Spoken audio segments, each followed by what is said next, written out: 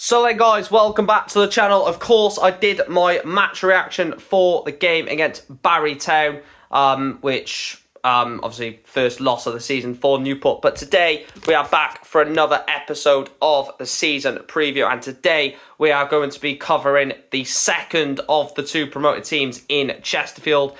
So let's just get straight into it. Last season, as we know, Chesterfield won the National League and promoted back to the Football League. In terms of the FA Cup, they got all the way to the third round, which is massive for them because obviously they don't join at the first round like the Football League team, so getting to the third round was big. They only lost 2-1 to Watford in that competition, and obviously they weren't in the Carabao Cup.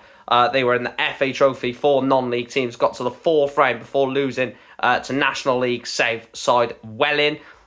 So a very good FA Cup run, not so much in the FA Trophy. You'd expect them to go deep in that, like semi-finals, final. But the main thing is promoted back to the Football League after 4 years, maybe 5, I'm not too sure. But that's last season. That's to be forgotten about. How do they look ahead of this season? I'll tell you now, with new signings released, key players, expectations. Let's get into it. So then, in terms of the players that they've brought in Tim Akinola on a free. Kane Drummond has come in from Macclesfield. Che Dunkley has come in from Shrewsbury. Lewis Gordon has come in from Bristol Rovers. And Paddy Madden has come in from Stockport. Now, I don't know about Tim Akinola, or I'm not too... I don't think I'm too familiar with that name. Kane Drummond coming in from Macclesfield. But the three that I'm looking at, Che Dunkley in from Shrewsbury, a massive signing, dropping from League One to a recently promoted League Two team. Lewis Gordon again from Bristol Rovers is a very good signing.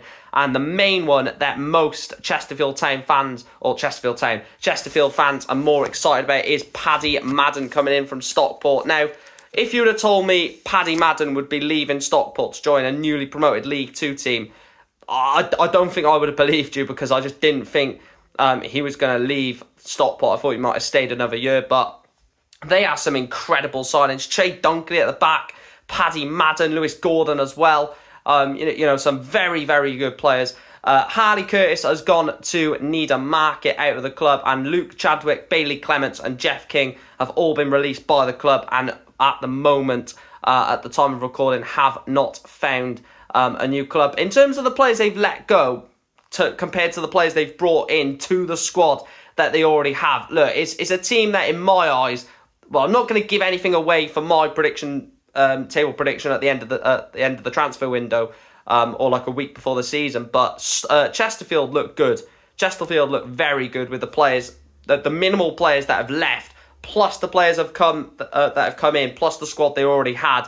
You know, I think they have got a very good squad with the ins and outs and sort of the deals that they've done in this window so far.